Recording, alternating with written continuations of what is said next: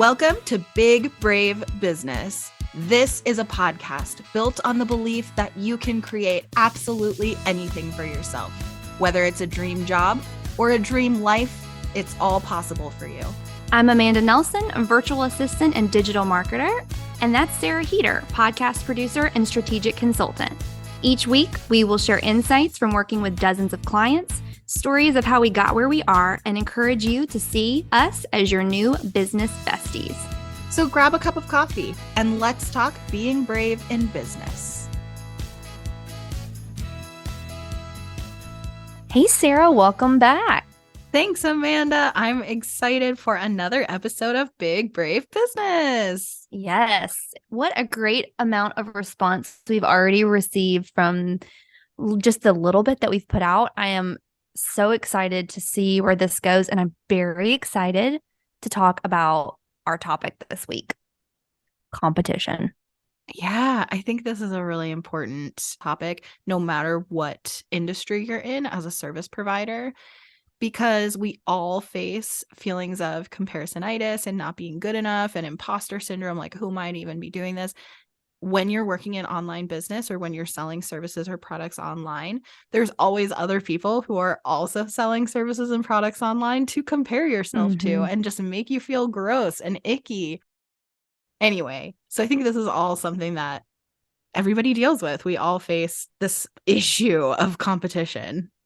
Yeah, and I definitely think because everybody seems to want to work from home now, which I fully encourage. I think if everybody could work from home, the world would be a better place. But I think a lot of people are, and we'll talk about this some more in this episode, but talking about pricing and people pricing themselves low to land a client and how that factors into what's available work out there for you. Do you know what I'm trying to say? Like, people could find a podcast editor on Fiverr, but what's Upwork, totally. Yeah, like they're everywhere. But what quality are you getting? What's the relationship like? I think when it comes to talking about competition, you really have to talk about value. Do you agree? Yeah, but I also think value looks like so many different things. And a lot of times it's a personal connection. It's based on relationships. It's based on experience. It's your geographic location. Like, there's so many other things to factor in to why people choose to work with who they work with, right? But in general, just like kind of starting at the very beginning of this topic, for what you do you feel like there are too many people who do what you do? Do you think there are too many virtual assistants out there? Okay. Do I think there's too many virtual assistants? I think there are too many people trying to be virtual assistants who don't have the skill set. One of the saddest things for me when I talk to a new client is to hear them say that they've already tried working with a virtual assistant and they've had a negative experience. So what that usually looks like is they were ghosted, or the person took their money for their hours and didn't deliver the quality of product that they wanted, or just it wasn't a good relationship. They were slow to respond, or more than anything, there wasn't a good line of communication.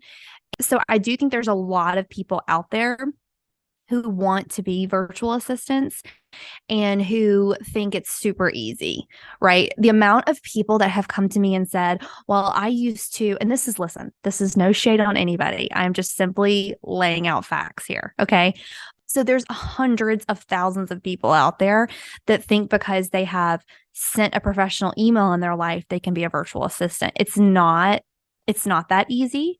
So yes, there's tons. I mean, you can go on Upwork, you can go on Fiverr, you can go in any Facebook group and it has anything to do with business, and there will be hundreds of people saying that they're virtual assistants.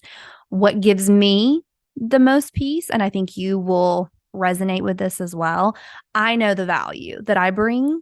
I know the relationships that I build with my clients, the amount of trust. And can you find a virtual assistant for $12 an hour off of Upwork? Yes. Are you also going to be able to trust that person with your business credit card number and think that you'll see them in a month from now? Probably not. And those are the things that give me peace, is that I know the value, which is what I think you really have to consider. That's just the facts. What do you think about? Do you think there's too many podcast managers out there? No. In every online business industry, I think that there are people who are misconstruing or misrepresenting themselves. I think that there are a lot of people out there trying to be podcast managers or producers or strategic consultants or whatever, editors, whatever, who don't have much work, but they present themselves like they do. Actually, I think the industry that comes to mind that is like the biggest issue with too many is coaching. And it's the same principle for everything, no matter what the services that you provide. But I think there are too many people who claim to be business coaches who don't actually have any experience running a business, for example, Yeah. or who have never gotten results for clients. And so trying to be a business coach when you don't have either of those things, I think is misleading. And I do think that's a problem in every industry. I think there are podcast managers who can be misleading as well.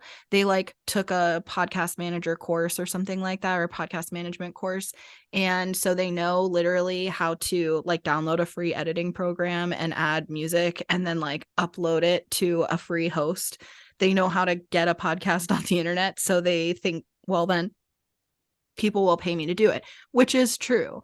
But also, you're not necessarily going to get results from that. And with that being said, there are also a lot of podcast managers who do really great work. There's also millions of podcasters, and that number is growing every year. So there's new people starting podcasts all the time. And I just feel like there's plenty of work to go around. So it's not, when somebody chooses to work with somebody else, or when I see somebody else out there and they have a new client or something like that, especially in a month or a season that I don't have a new launch, yes, there's always that part of you that like just feels gross because you're like, I want what they have, right? But in the reality, like there's enough work out there. There's enough clients out there. There's enough upcoming podcasts out there. And I know the work that I do is really good. I know that my clients are really happy. So to your point, I know that I offer a ton of value for the price that I have priced my offers. Yeah. I root for anyone that wants to be a virtual assistant. Like, I want you to be as successful as possible. But I would also say, please do a good job for the rest of us that are trying to make this, like, continue this to be something that people trust. And if it's a situation where you're looking, if you're a business owner and you're looking to hire someone that works from home, that's a virtual assistant or a podcast editor, I would say what my grandmother always said, which was the proof is in the pudding. Ask for references, ask to see some work. You know, just like you would do with any job interview, I feel like it would be great if there was a vetting process for people, because the amount of turnover when it comes to virtual assistants is so high. It's so high. And it makes it even harder for people who want to stay with this long term to prove that it's worth the hiring process. It's funny. I actually feel kind of opposite. Like, I'm a big believer in supporting people who are trying to get started, but I do think that the price point matters. So if you're asking for a really high dollar amount, then yes, there has to be proof in the pudding. Like, I'm not going to shell over $10,000 for a service to somebody who's just starting out and has no results to speak of. But if we can start slowly and build, or if you have a discounted rate, like, then for me, it's more about chemistry as a person. And if we can establish, I mean, it all comes back to know, like, and trust, which is a whole sales conversation that we will definitely have. But for me, it's like, when I met you, you were very honest and transparent of like, this is pretty new to me. Here's the stuff that I've done in my life and in my career outside of virtual assisting, but this is pretty new to me. But you also assured me we can start with as few hours as you want. and we can Mm-hmm. add more as we go, right? And that made it a very low risk situation for me. And I liked you immediately. And you, as I shared in the last episode, you had a really good, effective sales call with me where you were able to position a question to me of what is the biggest priority in your business right now? And that clarified so much that also built trust. Like it was like, oh, this person can really help me in a way that I didn't even know how to explain what it was that I needed. And if you can offer me both the and the trust factor that quickly when we first meet, it's very easy for me to enter into a business relationship with you, at least a minimal one. It's interesting to me when people ask for references and whatnot. I have results on my website. The shows that I work with are pretty publicly, like they're pretty public affiliations. Yeah. So it's very easy for people to connect with like my clients, my book of business, I guess you could say. And my business is almost completely built off of referrals. So I think that in itself constitutes as references, but it's just not necessarily how I operate. Like I didn't even think for 1 second of asking you for a reference.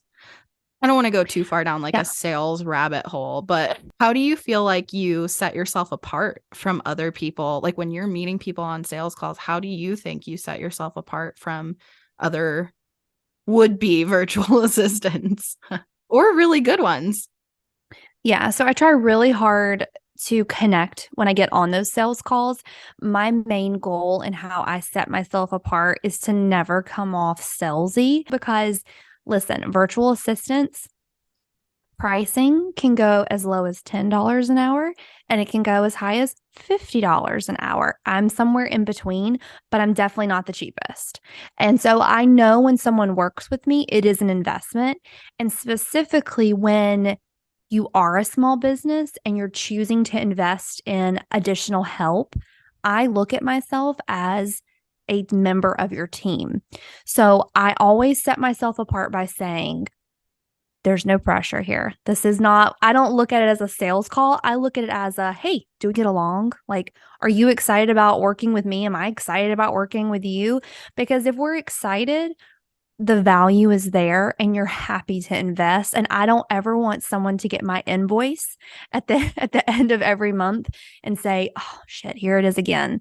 I want them to say, oh, worth it. I should have paid her more. She was worth more.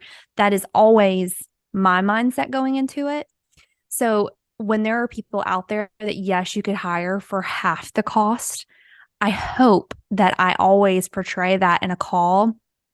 We're going to be friends and I'm going to be a part of your team, even if we never see each other in person. And that to me clears up a little bit of that competition because you've now met me. You know, I am a person, you're a person. I'm not a listing on Upwork and who I'll never let you know my city that I live in. I'm very open. So I think that really helps is just being a human and being willing to dive into the business. And if someone's willing to take that gamble on me, like I'll give you all the best that I possibly can.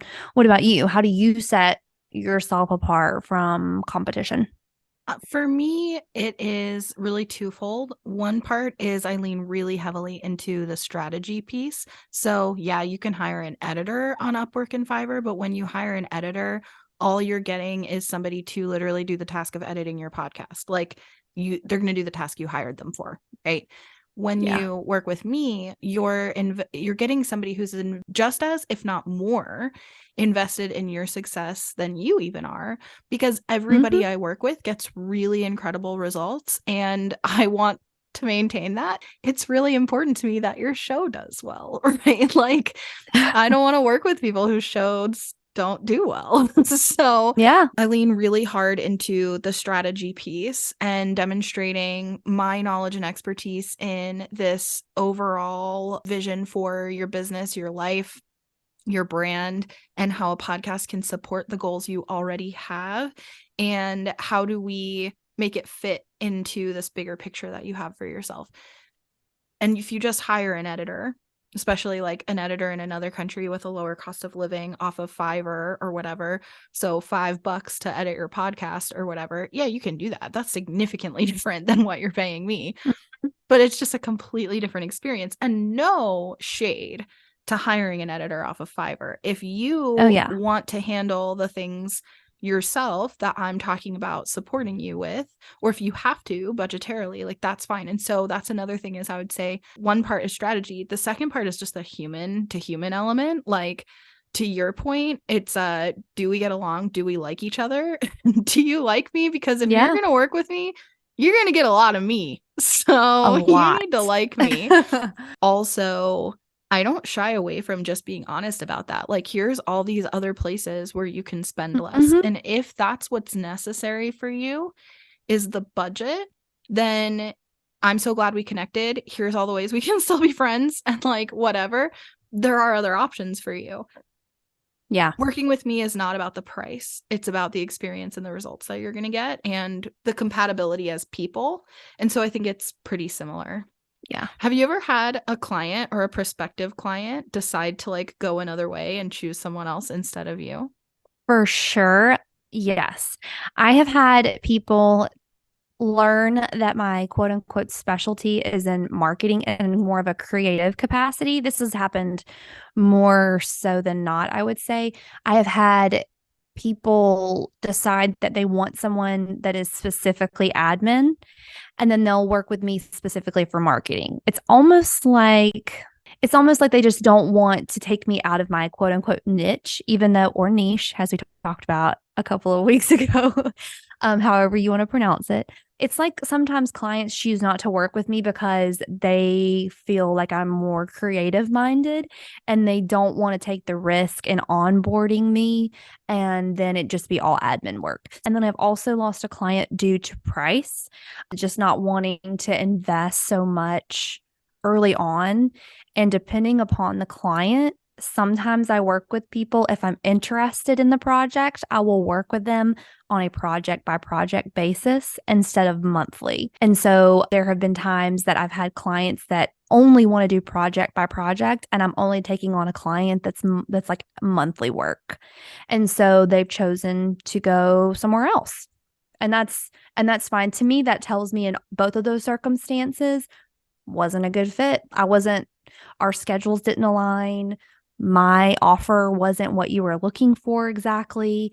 And one time I was turned down because of my age, which is interesting. I'm a 32-year-old woman, and they thought I was too young, which, It's interesting that they even told you that.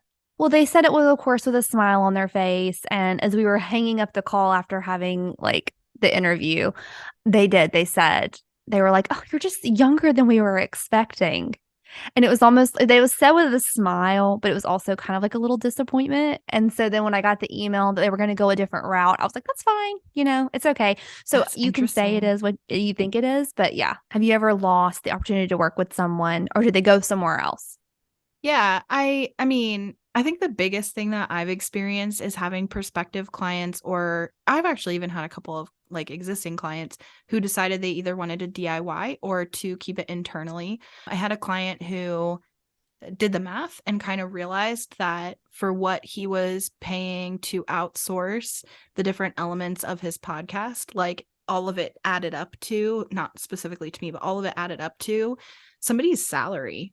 And so like for him, he felt like it made more sense to consolidate all the things he was outsourcing related to like podcasts, YouTube, etc., social media, and like put it into one marketing person and just hire somebody that is an actual employee instead of contracted and Yeah. like several contractors. And like I can't be mad about that. I mean, okay, that's totally fair. There's benefits to doing it either way. And for me, like again, when I talk to people, I acknowledge the elephant in the room of like, you could DIY this, but Mhm. there's a cost to DIYing it as well. First of all, unless you also are an expert on podcasting, you're going to be trying to figure everything out and feeling around in the dark, right? Like about how to even do Yeah. it well. But even if you are okay with that, you want to learn everything there is to learn and you're going to be a really spectacular DIYer. There's lots of spectacular DIY podcasts out there. You decide to do that, it's also going to take a ton of your time. So not only are you then responsible for the recording, you're also responsible for all the editing and all of the management, let alone, guest management and marketing and writing copy and anything else that you decide goes into it. Whereas if you outsource any of those tasks, it's taking that off of your plate so that you can spend your time doing other things. So there are different people who are in different places with their businesses. There are people who their time is worth significantly more money than it is worth for them to sit in front of an editing program and spend 3 hours editing their episode. And there are other people who need to be scrappier. And so we just acknowledge that straight up. And most of the time I find that by acknowledging it straight up, people will say, it gives them the opportunity to say yes, I'm really in a position to DIY. Or more often, it gives them the opportunity to say, you know what? Could I? Yeah, I probably could. You make me feel like I could, because I try to always make people feel like they could do anything, right? Like if you hang out with me, you're going to believe that you can do anything. They're like, yeah, you've made me feel like I could definitely do this. Also, I really want to work with you. I don't want to DIY it. I don't want to spend all this time learning about this. You already are an expert. I would like to just hire you. That's the bulk of what I would say I've experienced, is people deciding whether they're going to DIY or just use their existing VA support to do it internally, or if they're going to hire somebody externally like me. Nobody has ever not chosen to work with me because they didn't believe I could get them the results that I promised. Exactly. Yeah. There's a mentality of, if they're not willing or they're not able to pay, they're not my customer. Sometimes I think that is kind of a harsh thing to say, because I think it really depends on the season that they're in. I hate the idea of telling someone who's just getting started out, who has found me on Instagram, wants my services, I send them my pricing, they can't afford it right now in their business. I hate the idea of writing them off in my mind by saying, well, sorry, you're just not my customer. No. Yeah. Who's to say that in a month they may not have huge amounts of growth like I did in my business and can now afford me, and now all of a sudden they're my customer? I think that's so transactional, and I don't run my business like that. I genuinely think of it as, right now is not the season for us to work together, but I hope that your business continues to grow, and that we're having a totally different conversation in a couple of months and you are able to, or you do start to get busier. I just think that saying someone's not my customer is like saying, you're limiting the ability to potentially collaborate with this person in the future. And like you said, even if we don't work together, I sure as hell hope we end up being friends. A big vision that I have for where my business is going, and you know this, but I haven't shared this on the podcast as much. The difference between doing business as Sarah K. Heater, who is a service provider 1-to-1, / now I have a team, so it's 3-to-1, I guess. And then Podfox. Podfox is about this vision of supporting podcasters in general. So whether you choose to get the direct support of done for you services, or whether you are utilizing resources and community and other forms of support, it's about cultivating a community and supporting people. And there's a lot of themes in that also carry over, of course, here to Big Brave Business. That is so true to who I am, and it's something I crave so much, I want so much. I think it's so important, especially for non-male cis heteronormative people, that we need to have communities, especially for people who identify as women specifically. This is something that comes up a lot, and you and I both do. Women's circles and having spaces to be with other people who are like-minded, who have shared experiences. This is so important for our well-being and for just the betterment of our lives overall, let alone for the betterment of our businesses. And so there's just a lot of that is just all me. I don't ever want to deter people from wanting to stay connected with me. I'm not going to be able to spend my billable hours hanging out with you for free on Zoom necessarily, but if we stay connected, there may be other ways that might be a good fit. Do you feel intimidated knowing that there are other people out there doing what you do, especially knowing there are other people out there doing what you do who either charge more or less than you do? Does that intimidate you? It doesn't intimidate me. It does push me to want to do more. I would love to be able to take on I would love to be able to say to you that I would love to up my prices, but I feel like my prices are very fair and Yeah. very entry to anybody, And so I'm very happy with my pricing structure.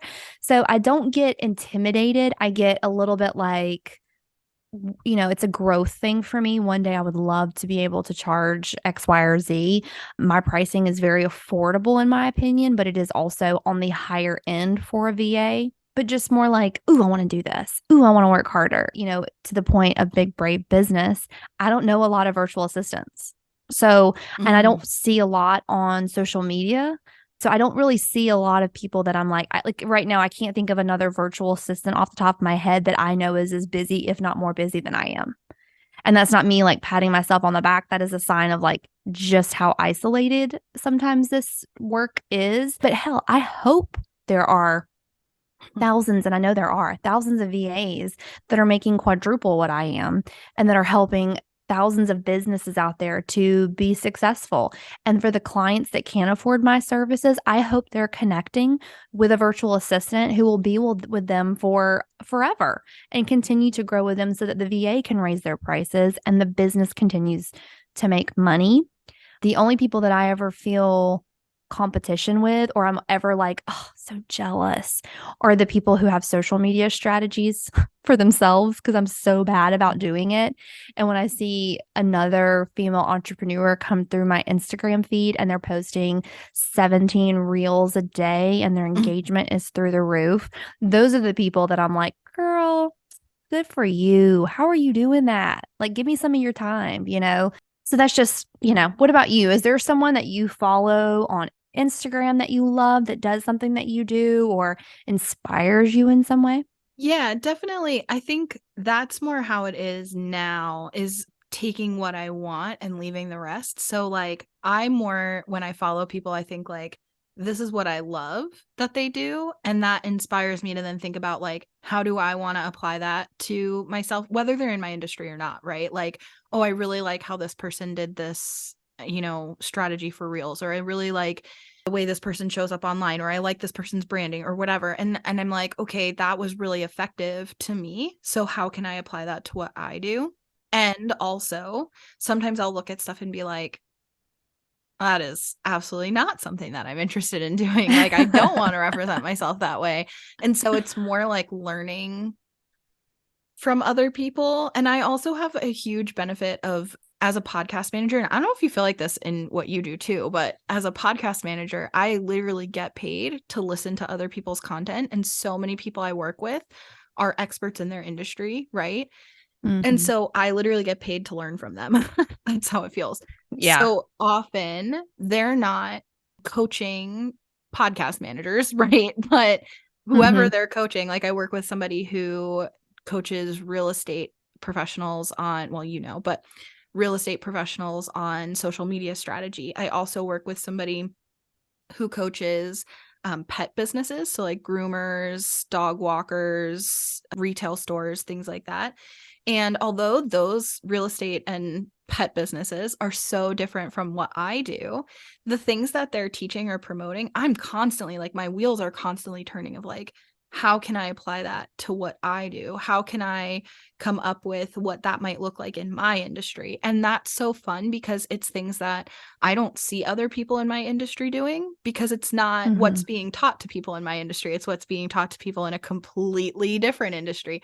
And so that's fun to me to try to think about how can I like make this my own. And those are my favorite people to follow on social media, honestly. Like that's one thing I think is so cool about TikTok is that people can take a trend and they can, or even reels, they can take a trend and they can figure out how to like tweak it so that it fits specifically what their niche or niche. I like niche.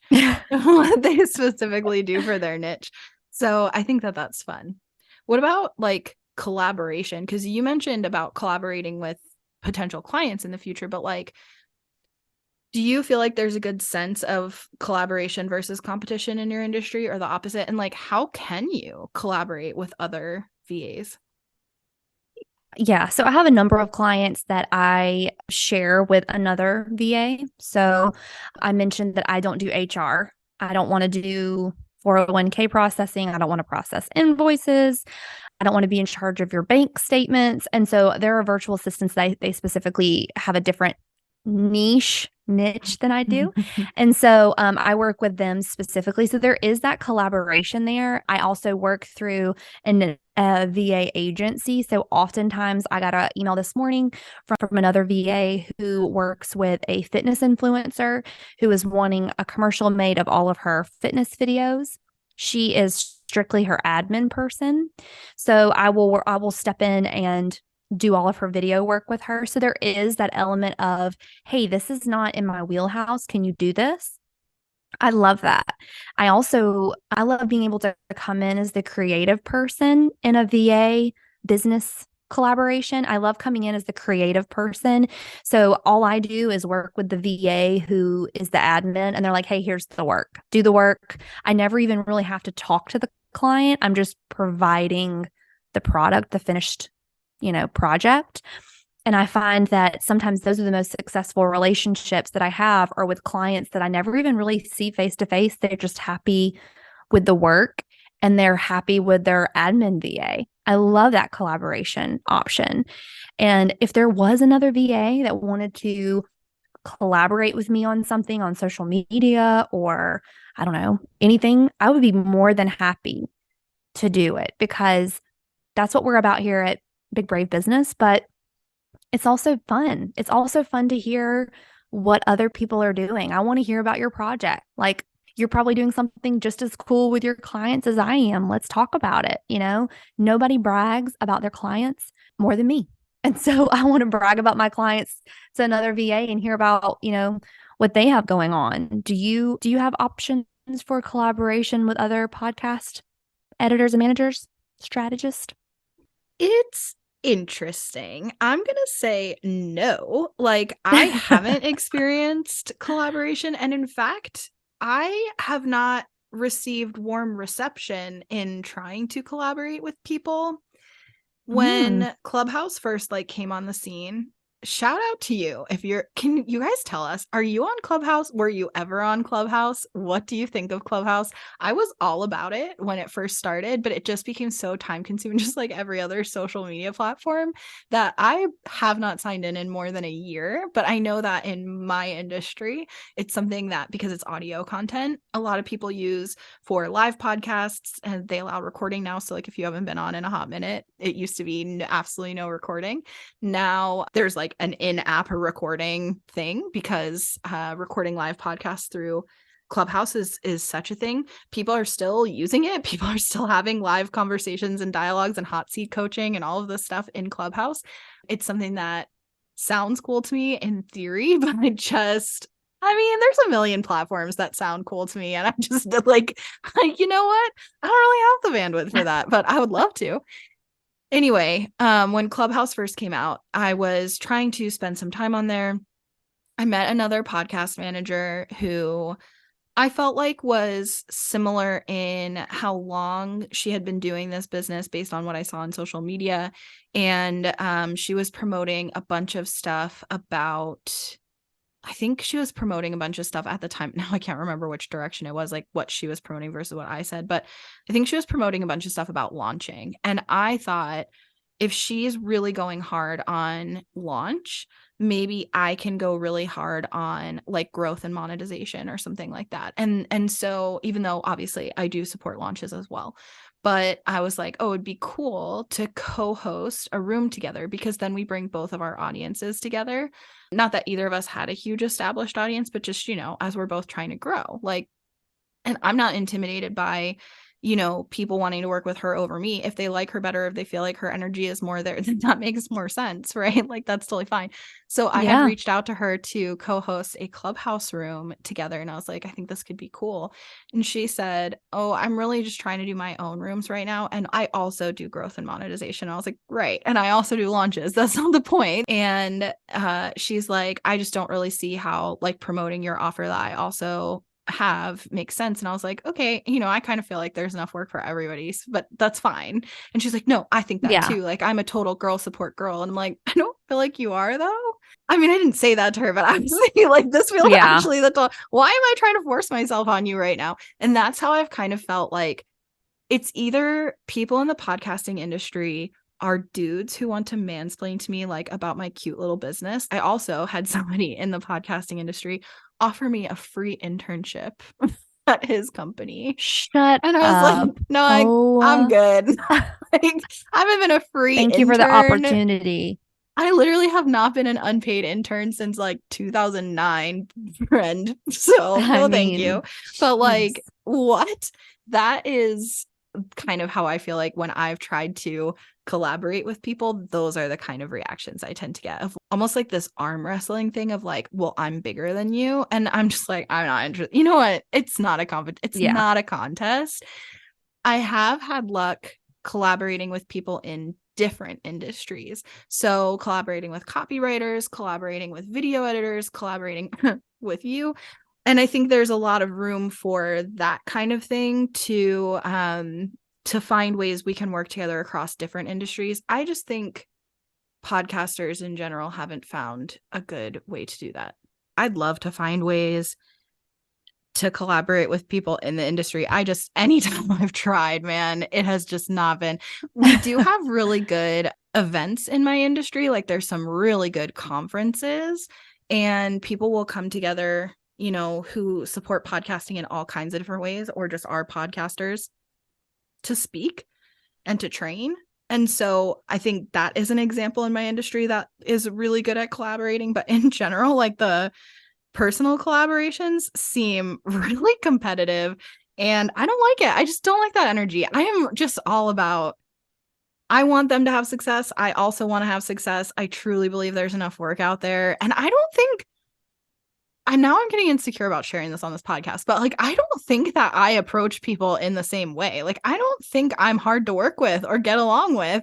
I think generally speaking, I'm like easy to be friends with. So I don't really understand. And it sort of like hurts my feelings sometimes when I'm like, wait, you want to offer me an unpaid internship? Like, I thought we could talk to each other like professionals, but that's cool. I also think that's a side effect to it being an online business. People have very little couth when they're behind a keyboard. So, well, I am glad that we had this discussion this week. I think there's so much to say here, and I'm really excited to see, you know, what we can answer if you have any questions at all about competition. And I want to hear about how our listeners deal with competition, you know, specifically in industries where it feels like there's so many people. So find us on Instagram at Big Brave Business and let us know what you are proud of this week and talk to us about your competition and how you handle that. Yeah. And if you have ideas about how to collaborate with us, we definitely want to hear them. We love collaborating. We love building relationships. If you have feelings of comparisonitis, if you have feelings of imposter syndrome, if you find yourself thinking there's too many people doing what I do, how am I going to set myself apart? Part of the purpose of having this conversation, or all of these conversations, is so that you know you're not alone in feeling that. We literally all feel that. We literally all have that shared experience of trying to set ourselves apart and trying to find success in this like wild west of online business and just totally unregulated and it's just kind of chaotic sometimes and it can feel really lonely, but hopefully this helps you feel like there's things that you can relate to and we're all just people. So if this conversation was relatable to you, then you're our kind of people and come hang out with us over at Big Brave Business on Instagram. That's right. We will see you guys next week.